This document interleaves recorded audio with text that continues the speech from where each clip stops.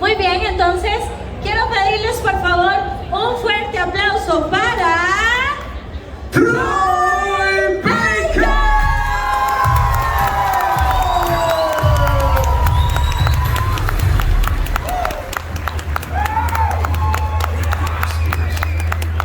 Y es que desde Estados Unidos nos acompaña este. You want you can go in the middle? Yeah.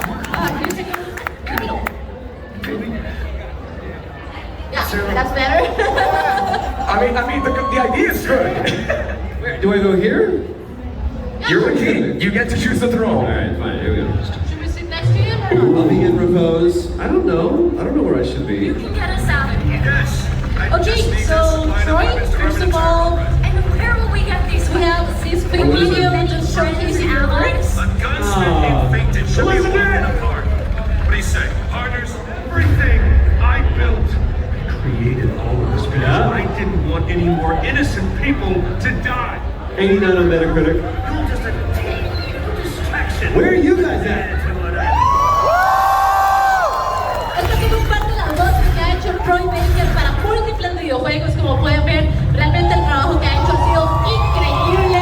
Uno de los trabajos que muchos aman obviamente es su Metal Gear y el más reciente Apollo en Stray Dogs.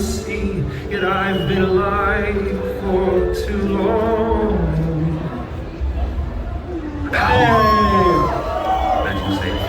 Obviamente teníamos que poner algo de Critical Role, ¿verdad? Para todos los amantes de D&D, había que también emocionarlos desde esta perspectiva. Si no han visto la serie, por favor, véanla. Es buenísima. Y bueno, ahí estamos nosotros.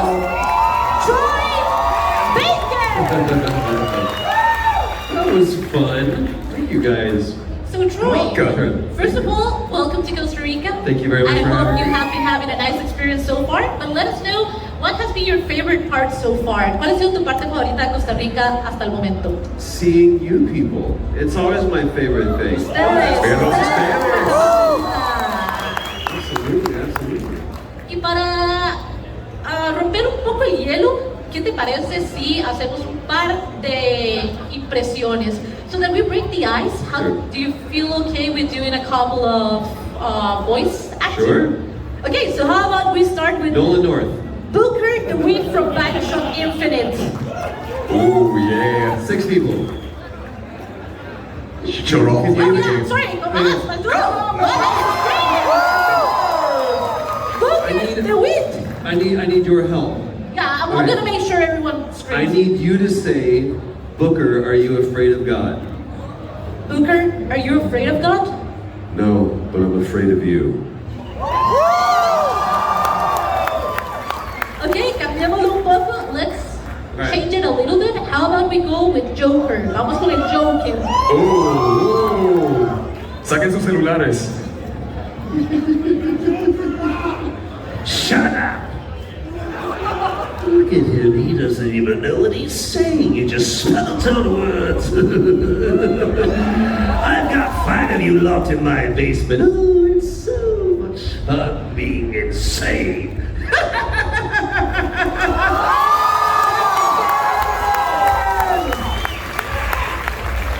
Now, a fan favorite. Un favorito de muchos acá en Connecturday, un evento de videojuegos. And it's from a video game everyone loves.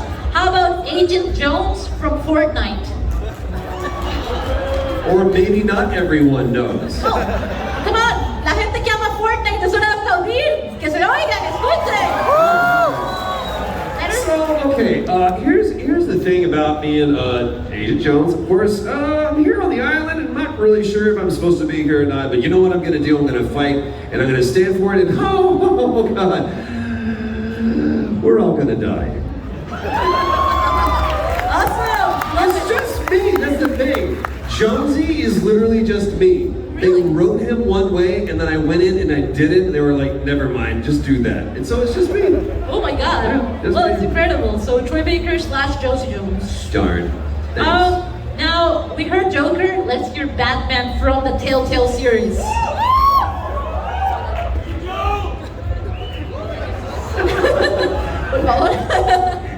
Let's imagine for a second them talking to each other. What if they were to have a lovely conversation? So, Patsy, what have you been up to? Not much. Ooh, a man of few words. I love it because I like to do all the talking.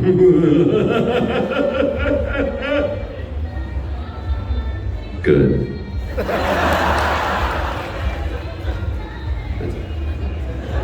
Awesome! So dumb.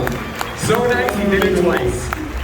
Tengo dos más. I have two more. And we're Right. gonna leave fan favorites at the end. Vamos a dejar la favorita de ustedes para el final. Alright. Queremos oír de tu más reciente producción que fue Stray Gods y queremos oír al dios Apolo. We want to hear Apollo from Stray Gods, one of your latest works. So, Apollo, has anybody played Stray Gods?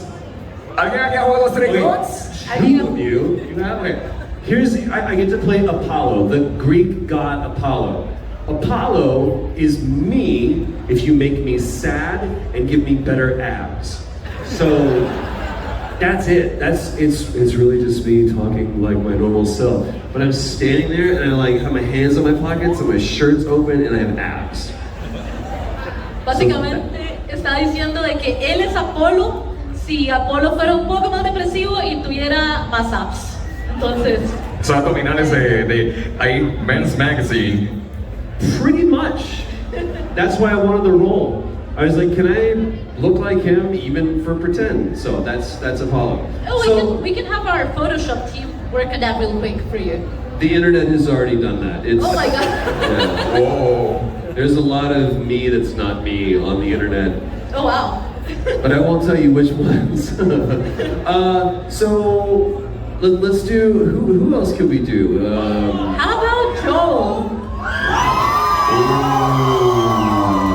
I think they don't like it that much. So maybe something else? Or do you guys want Joel? Get it, Joel, see you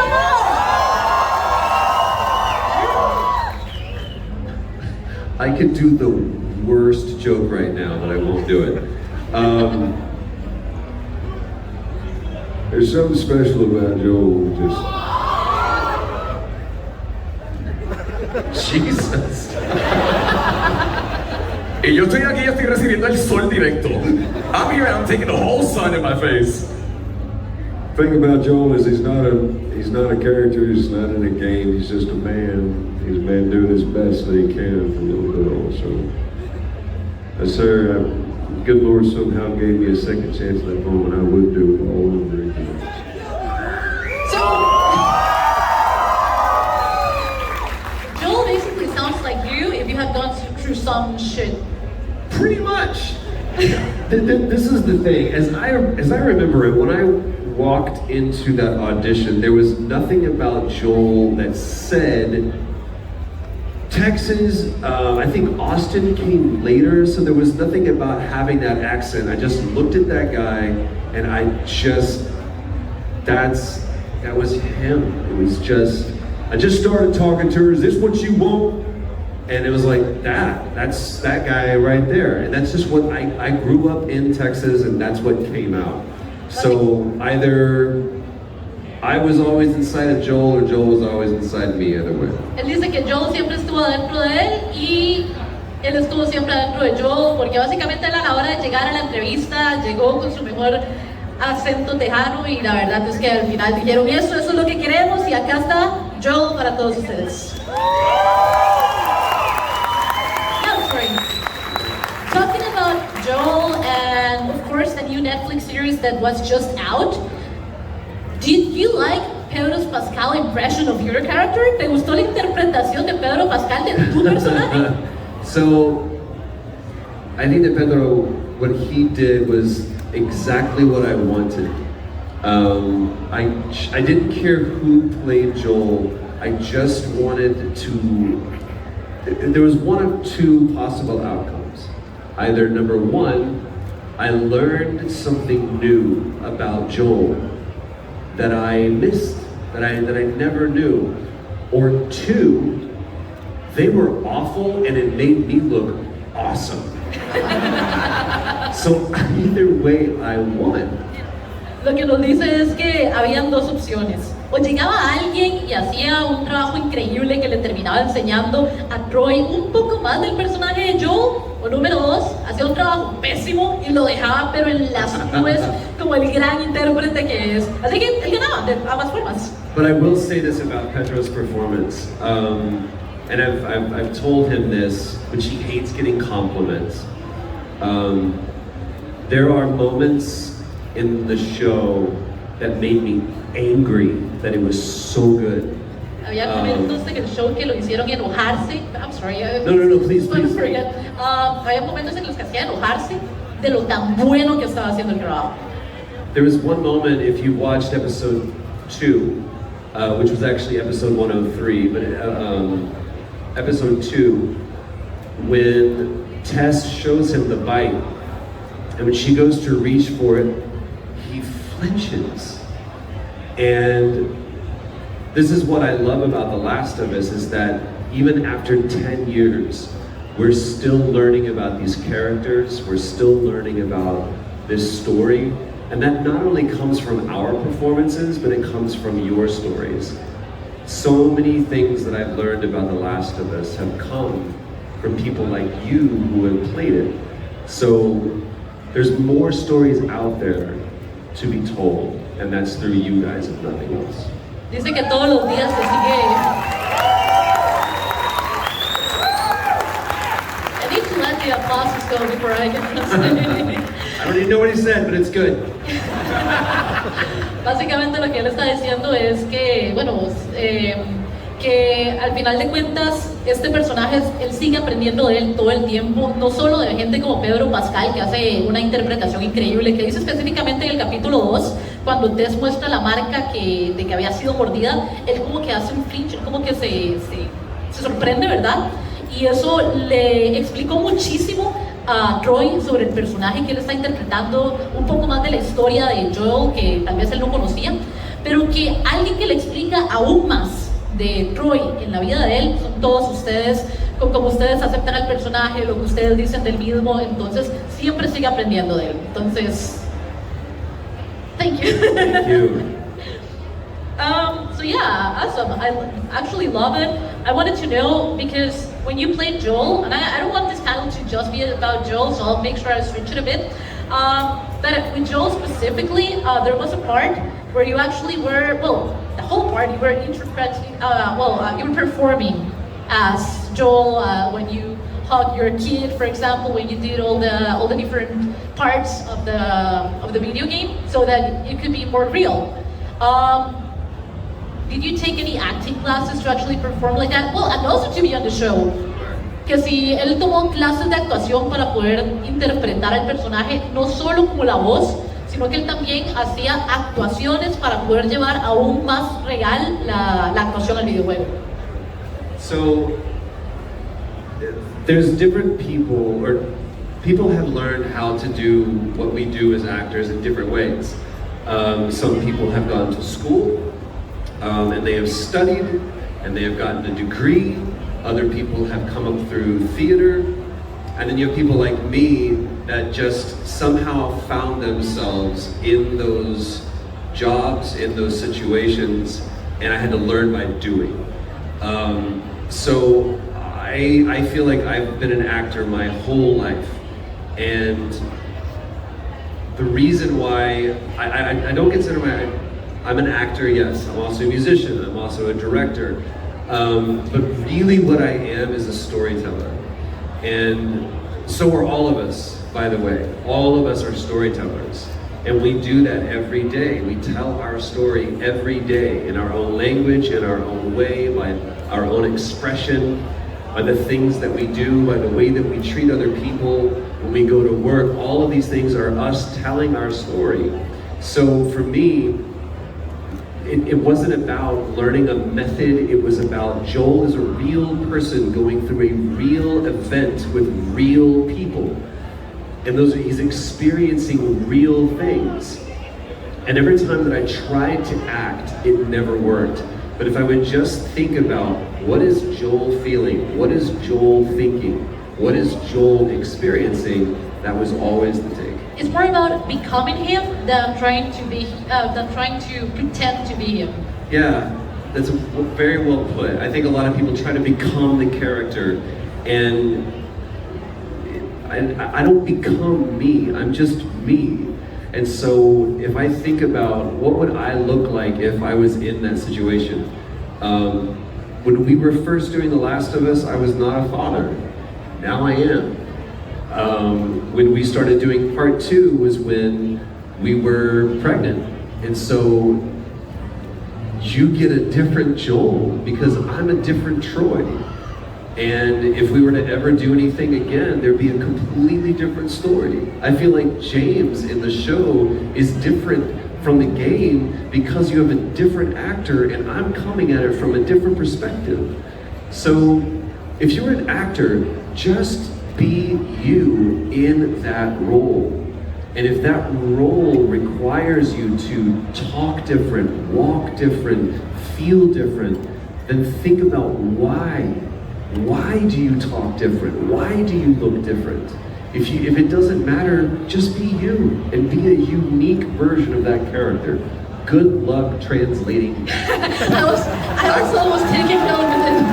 Okay. Hey, if you got half, I can get the other half. It was lengthy, but hey, inspirational. Yeah, I think I can do it. Yo voy a ti. I cannot do it as passionate as you or as masterfully. No, but you'll do it different. I'll and do that's it my the way, yeah. whole point. I'll be me. He is Just be you. I'll be me. No, Just be you. Hold on to that. alto. Nobody in this room try to be me. You will suck at being me, but you will be awesome at being you. The world has seen enough of me. Okay. Be you, go. Entonces, acabamos de recibir, para los que no hablan inglés, uno de los mejores consejos de actuación que nos ha dado la pinche vida. Punto. O sea, fue majestuoso. Y si no lo digo de la misma manera, vean los videos de YouTube cuando tengan doblaje para tener una versión mejorada. Pero bueno, él dice que él nunca aprendió a actuar. Que hay personas que aprenden, hay personas que van a clases, van a teatro para eso. Que él no, él simplemente creció siendo un actor toda la vida. Y que lo que él hace a la hora de interpretar un personaje es como ponerse en la piel de ellos, como pensar qué es lo que este personaje está sintiendo, qué está sintiendo yo en este momento que lo hace sufrir, que lo hace feliz, que lo hace miserable, qué es lo que Troy Baker en esa situación estaría pasando, estaría sintiendo, estaría haciendo para poder sobrellevarla, para poder sobrevivirla, para poder simplemente llevar ese flujo de actos que están pasando en ese momento. Así que eso es lo que él hace. Él sigue siendo Troy Baker, él siempre va a ser Troy Baker tratando de ponerse en los zapatos de la persona que está interpretando. Y ese es el consejo. Y yo les aplaudo. Magnificent. Thank you for the class. It was an amazing class for the class. Nation, yo creo que vos tenés un par. First of all, primero que todo, eso fue emocionante verla a ella poder traducir todo ese pedazo. It was very jaw-dropping just to see her be able to translate the entire part. But that's the thing, believe in yourself and be you. Sé tú, como justamente Troy nos acaba de decir, just like person. If you don't believe in you, why would you expect anyone else to believe in you? Exacto, si tú no crees en ti mismo, Amén. ¿cómo vas a creer que los demás crean en ti? Tú tienes que ser tu propio motivo de llevarte adelante. More life coach advices with Troy later on. Right? Tú tengas pregunta. All right, I have a couple of questions right here. First one's gonna be, with the success of The Last of Us, great games, it's been released 3 times at this point, in both video games and the streaming services, how would you express the feeling of portraying a gaming character and also to have the people who play the character in the game have a hand to be also in live action? Sí, con lo tan famoso que se ha convertido el videojuego de The Last of Us en ambos videojuegos y en la serie, ¿qué es lo que Troy piensa de lo que es la experiencia de no tan solo ser el personaje principal, pero también un personaje, aunque no el mismo en la serie, pero también qué piensa de los actores de voz del videojuego tener un chance de estar también en el live action? So, I want to make sure I understand your question. you were saying, how do I feel about people who are in the game also being in the live action? Do I feel like that's important, or do I feel... The whole transition of, I originally was cast for the role. Yeah. I never expected to be in another media of the same thing. It's never happened. The only thing that I can think of that is similar is Cole Wilkinson, who originated the character of Jean Valjean in Les Miserables. He was the first person to play that character, did it in London, did it in New York, did it in Toronto, and then after 8 years, 10 years, stopped doing it. Then when they did the movie Les Mis, they brought Colm back and they made him a different character. He actually plays the priest that Jean Valjean gets the candlesticks from. That's the only thing that I can think of where here is a version that this character is created for this medium. It's now being adapted to a completely different medium. A different actor is playing it, but clearly it's based on what this original actor has done, and now this original actor is in this medium as a different character. And if you know that, you're going, oh my gosh. But if you don't, it doesn't change anything. And that's what I think cameos have the tendency to do. It's like,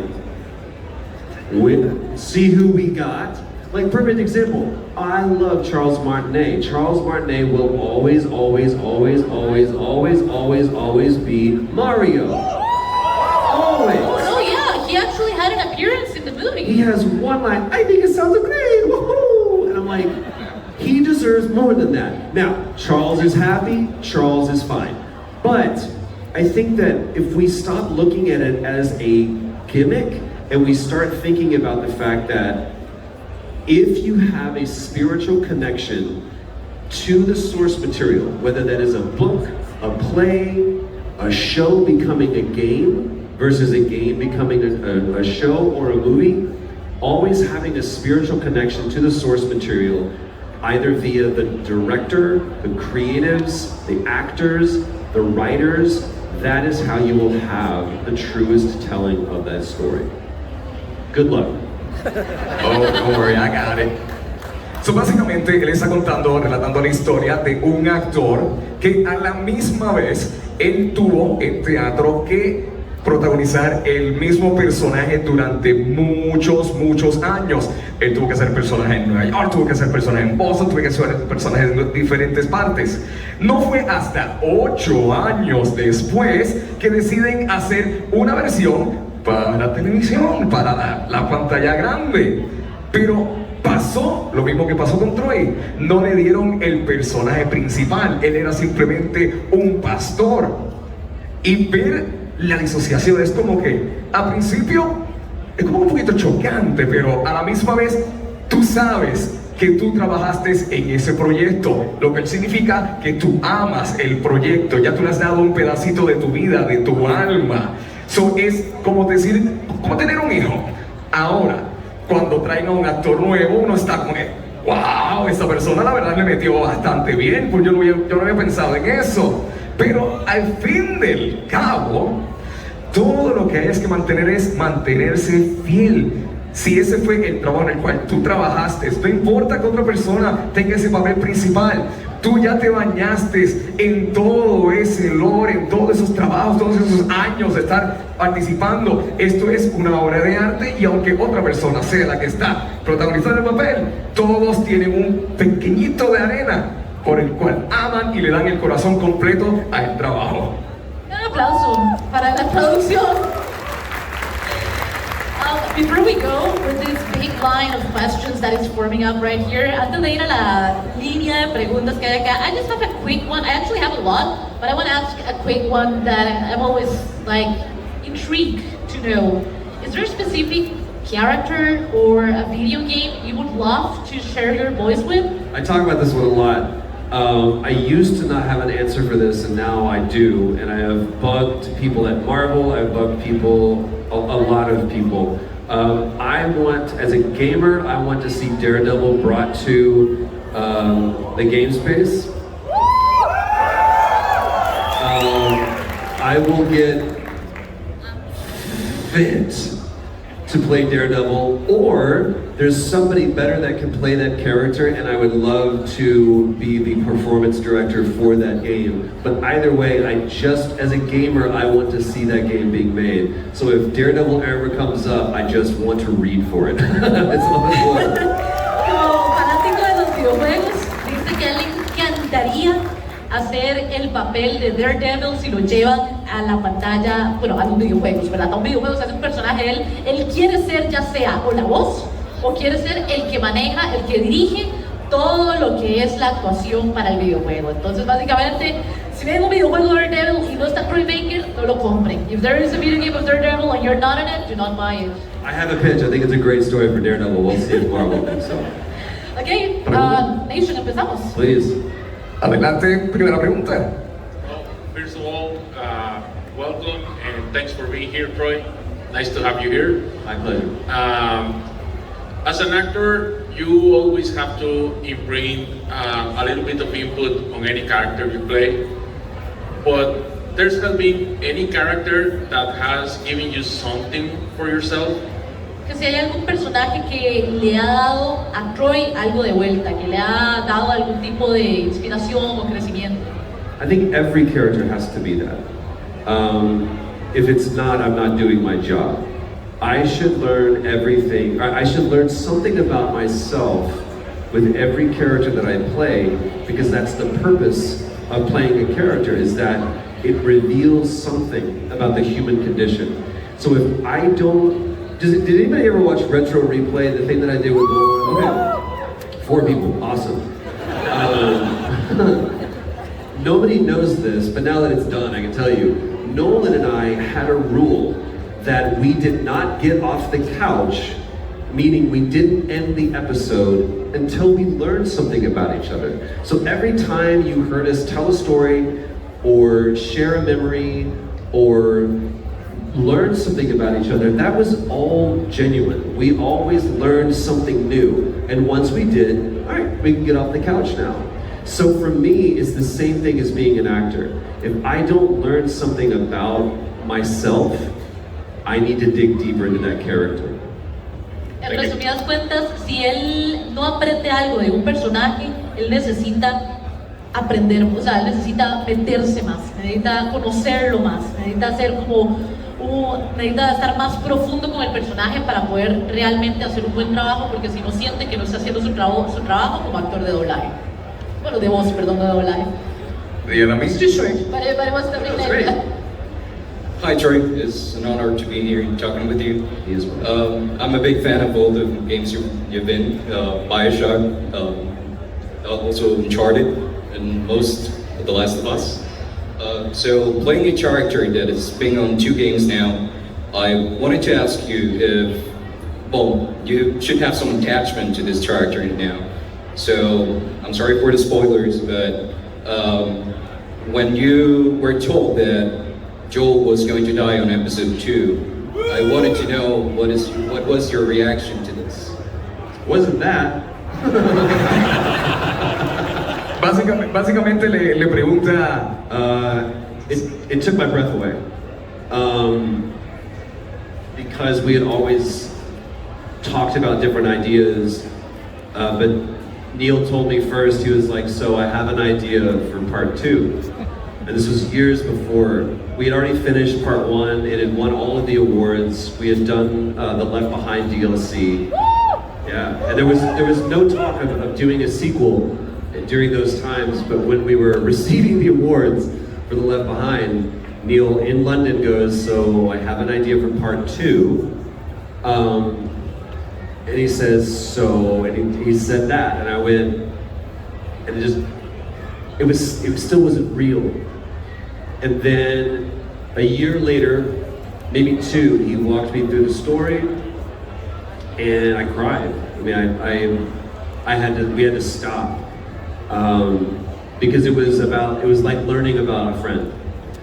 And so I say all of this to say this to Mr. Boo. Ooh. I struggled for a long time with not surviving. And at the end of the day, number 1, Neil is one of my dearest friends. and I trust him implicitly.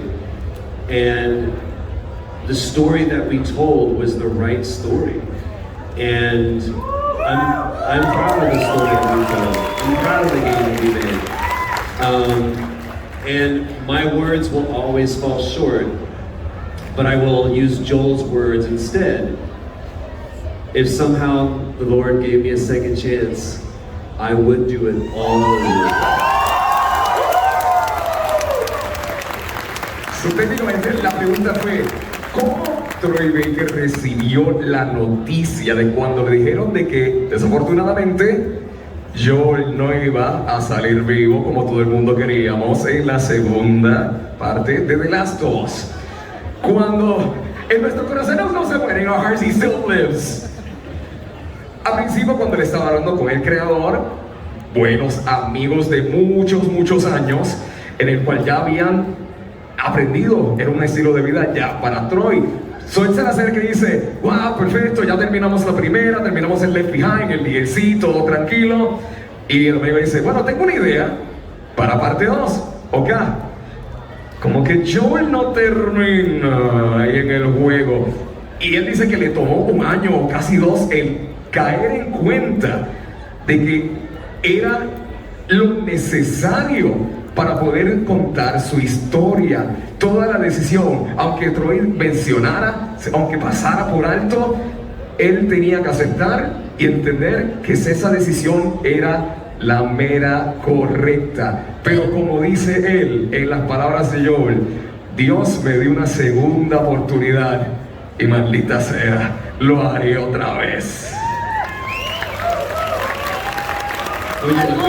Algo que me gustó también de lo que dijo Troy en esta parte es el hecho de que él siente de que Joel es un amigo para él. Entonces la noticia le cayó súper pesada porque fue como si le hubiesen contado que un amigo se había muerto.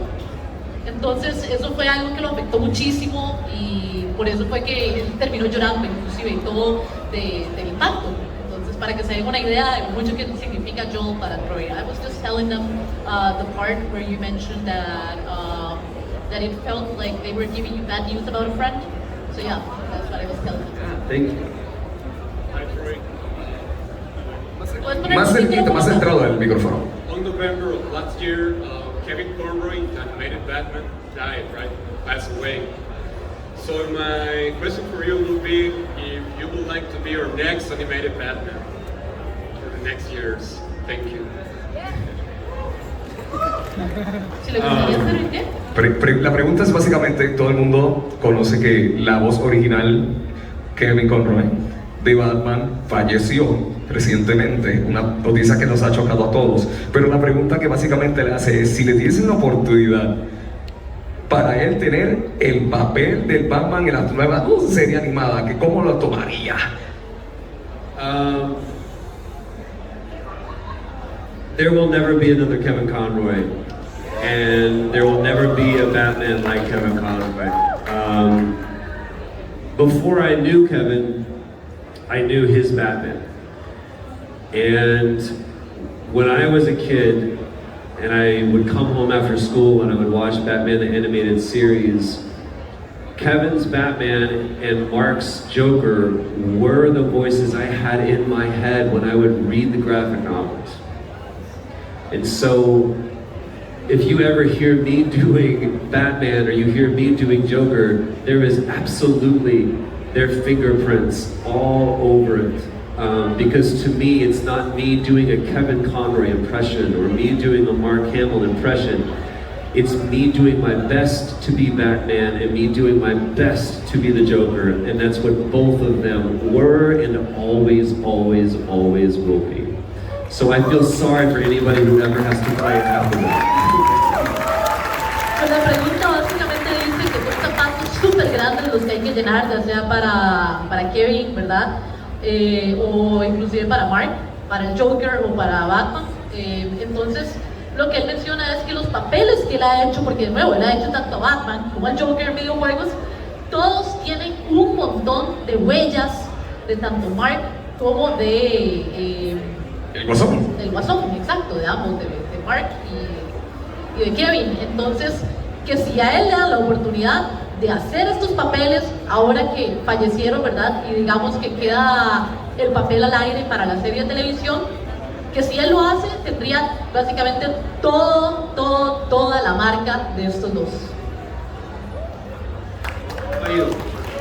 Hi Troy, thank you so much for doing this. My question is, which character has been the hardest for you to portray?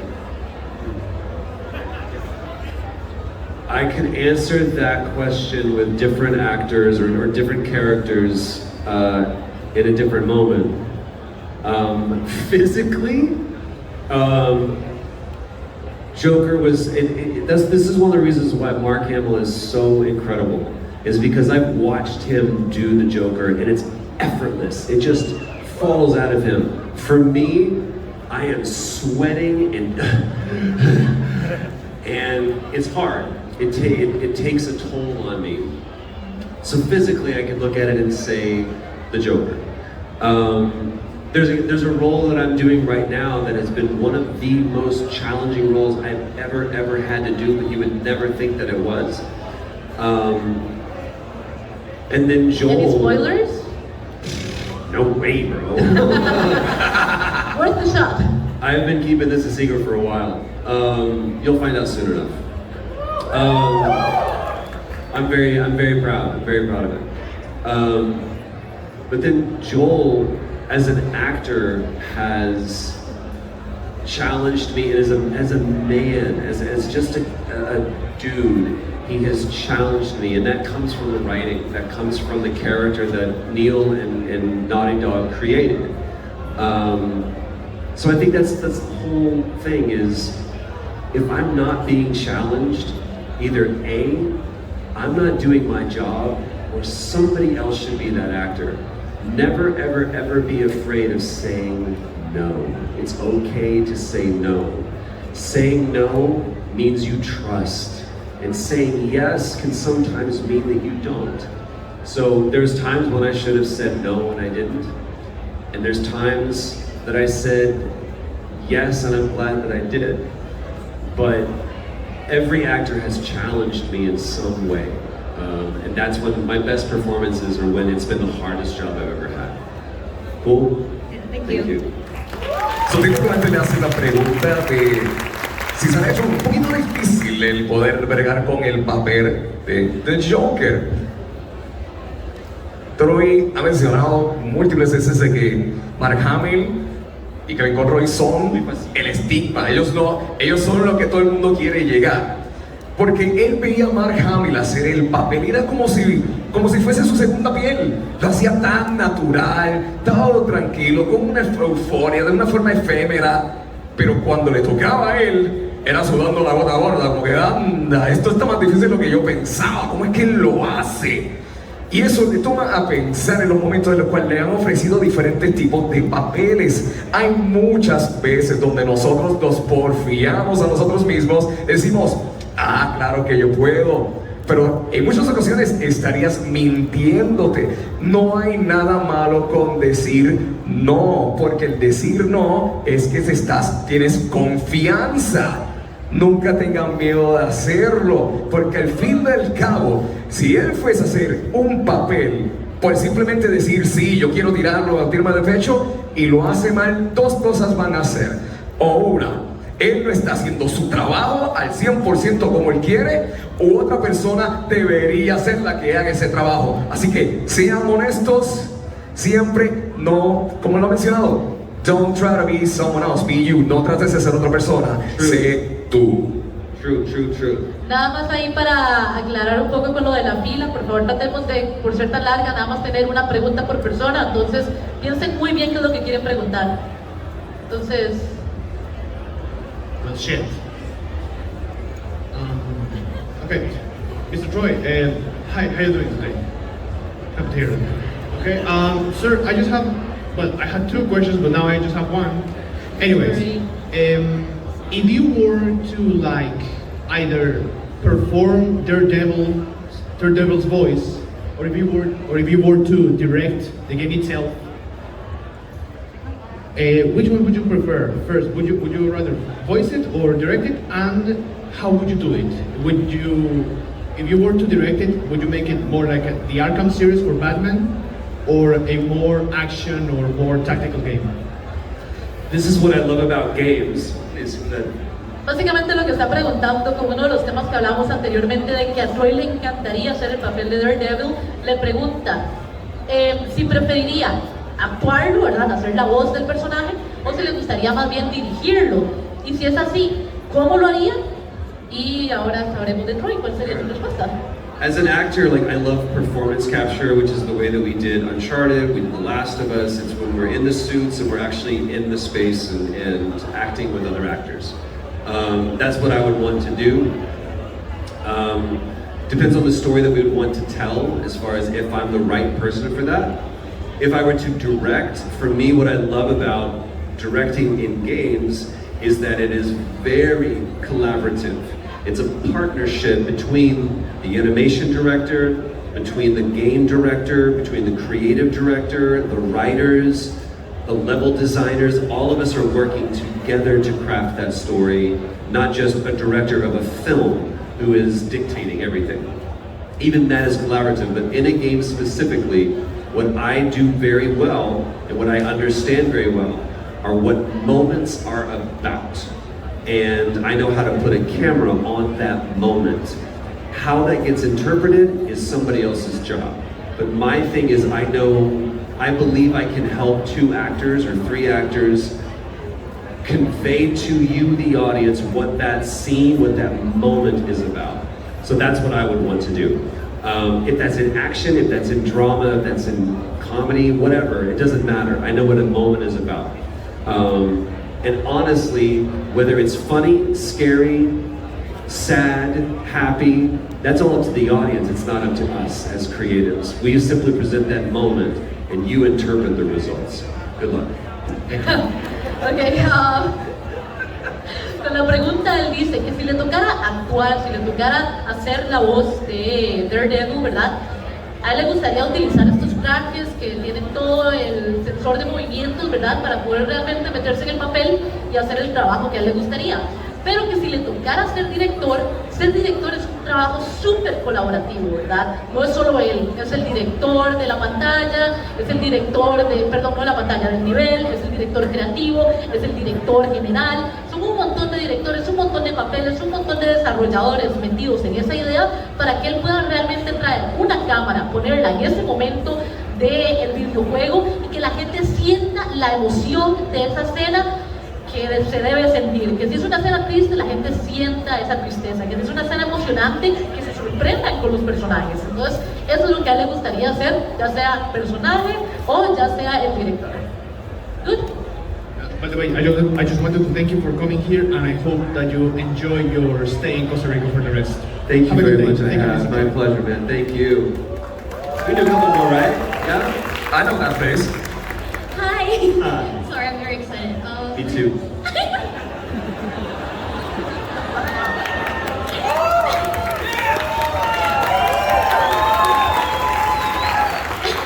Okay, so I had a question related to like the show and the game. Sure. So you know in the winter arc or episode 8, where like Ellie gets kidnapped by David.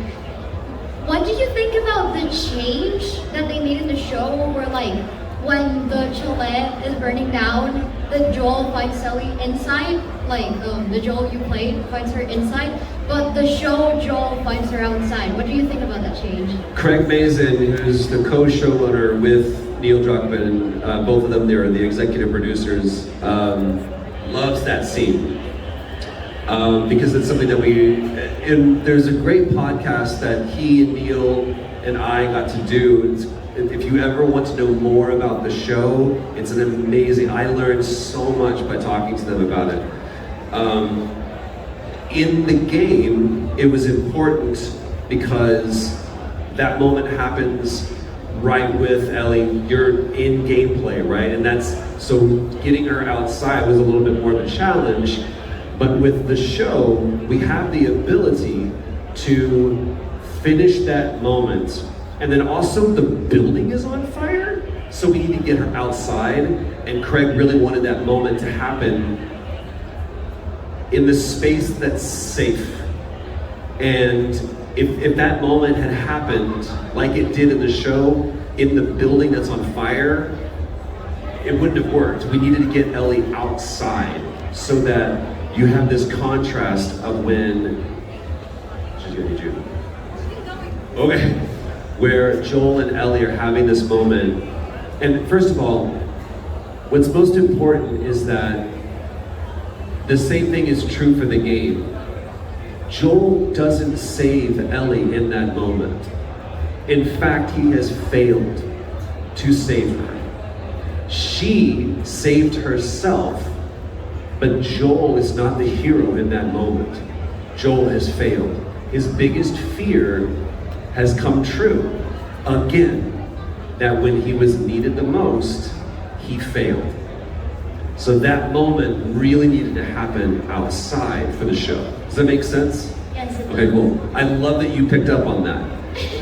It's a beautiful, beautiful moment. And to me, it's one of those moments that Craig and Neil both very carefully connected to the game. It could change as much as we needed to, but what the moment was about is the same thing that it is in the game. Thank you so Thank you, much. great question. Hay una parte en el episodio 8, ¿verdad? En el que básicamente hacen un pequeño cambio entre el videojuego y la serie, donde más bien, ¿cómo es que se llama? Ellie. Ya. Ellie está adentro de la casa, mientras que después ya en la serie sale más bien afuera. Y la idea general de esta parte, que es lo que menciona Troy, es que Ellie al final termina salvándose ella misma. Pero lo que le queda a Joel, ¿verdad?, es el hecho de que por segunda vez él falló en estar ahí en el momento más importante para ayudar a una persona que le importaba a él. Él falló, él no lo logró y él se salvó sola, todo bien, digamos que por lo menos ahí no terminó pasando una tragedia en ese caso, pero él falla y él siente que una vez más no pudo estar ahí para alguien que le importaba, y esa es la esencia de esa escena, y por eso él piensa que el cambio que le hicieron al show tuvo un impacto mayor. Last one. Dani, recuerden que cualquier cosa, Troy va a estar también en el booth solo por hoy. Are you still gonna go to the booth? I think we're done. This is how we end our show together. Let's make it a good one. Woo! No pressure. Your question's gonna be awesome. No, all the pressure. Dani, toda la presión para hacer una buena pregunta. Actually, my question is, with everything that's going on with Hollywood right now, with the writers, basically what's happening with the writers and actors, do you think it's time for the video game industry to join in on the fight? Do you think it's important for the video game industry to support what's going on right now with the writers and the actors? Con lo que está pasando en la industria del cine, donde hay un montón de, digamos, directores y hay un montón de personas involucradas que todavía están en huelga, ¿verdad? Que están con toda esta, están tratando de proteger su trabajo y sus derechos. Él está preguntando que si es hora de que la industria de los videojuegos también se meta en esta pelea, que no sea solo el cine, sino que los videojuegos también pongan de su parte. What do you think? Sure. Great question, man. I think that as we have seen,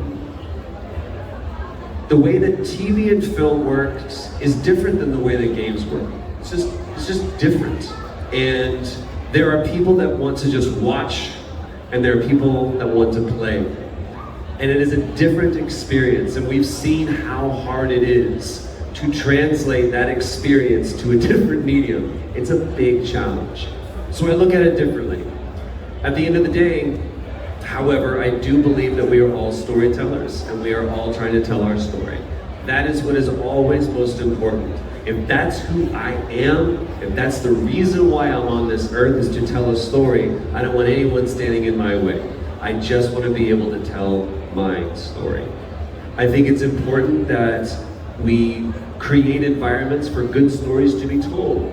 And if there are certain things that are in our way to keep us from telling good stories, they should be removed. If you can't tell a good story, that doesn't help anybody. So what do we need to do? but it's always important that we work together. It's always important that we are moving in the same direction, because ultimately that's what we're all trying to do, is tell our story. So I will say, in closing, when it comes to games, I believe that there needs to be a carefully curated conversation about AI. But the way that I've been able to have the career that I have is that I based it more on trust than I have fear. And I think there's a lot of ugly in the world, and our jobs as artists is to remind people that there is beauty in the world. That yes, there is greed, yes, there is war, yes, there is anger, yes, there is ugly, but there's also this. That is our purpose.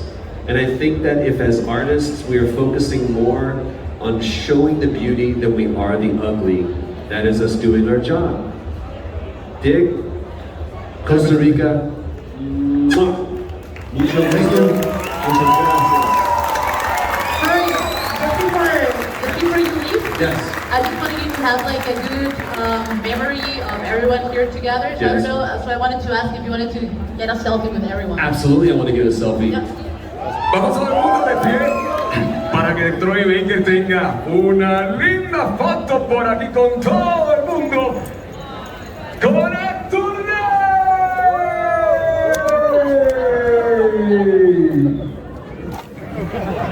Thank you. Thank you. Un aplauso para Troy Baker. Wow, so, técnicamente, para contestar rapidito a las personas que no lograron entender todo lo que acabo de decir. Sí, el final. Todo lo que se hace para el cine y los videojuegos sí tiende a ser un poquito diferente, pero al fin del cabo, y resumiendo todo lo que mencionó, hay que tener una conversación bien seria de lo que están haciendo las compañías grandes con esto de la inteligencia artificial, porque al fin del cabo, todos los que hacen televisión, radio, videojuegos son creadores, son los que escriben las historias, porque ellos quieren que nosotros veamos más allá de la vida. Pero vos pensás que tal vez piensa de esa manera porque va a costar más que lo que es la IA llegue a los videojuegos, porque no solo sería crear los personajes y los niveles y demás, sino que funcione y que no tenga bugs. Entonces ahí se ocupa tal vez más la parte humana, y por eso tal vez no se ha metido tanto la compañía de los videojuegos en general en esta lucha, porque no los está afectando. Pero al momento, aunque no les afecta tanto directamente, es como decir, si no, el trabajo no se hace bien, ¿para qué lo estás sacando? Al fin de cabo es una pérdida de dinero, lo que le va a costar a ti muchas compañías. Pero al fin del cabo, todo lo que quieren estos actores, las personas que escriben, las personas que actúan, que dirigen, que están todos años ahí tratando de hacer esta película, este único episodio, lo que quieren es que en un mundo que todos conocemos que hay cosas malas, hay cosas malas en todo el mundo, pero hay que recalcar las cosas bonitas, hay que recalcar de que hay motivos para nosotros despertarnos, hay motivos para tratar de seguir un día más. Tenemos que pelearle como un conjunto a la inteligencia artificial. Exactamente, pero bueno chicos, espero que hayan disfrutado muchísimo este panel, que les hayan gustado las preguntas y la conducción de Nation y de mi persona. Y recuerden que el día de mañana tenemos otros paneles buenísimos. Tenemos el de las chicas de Overwatch, Carolina y Anjali. Eso es correcto, y además también tenemos a Stefan Kadishik. Pero nos vemos juntos de nuevo, me gustó mucho conducir contigo, no te voy a mentir. ¿El qué? Me gustó mucho conducir contigo, fue divertido, pero mañana no nos toca juntos. Desafortunado, pero fue tremendísima oportunidad de poder aquí estar con el maravilloso Troy Baker, pero al fin del cabo yo vine por la gente de Costa Rica, así que gracias. Gracias a todos ustedes también por venir a hacer este espectáculo, algo tan grande.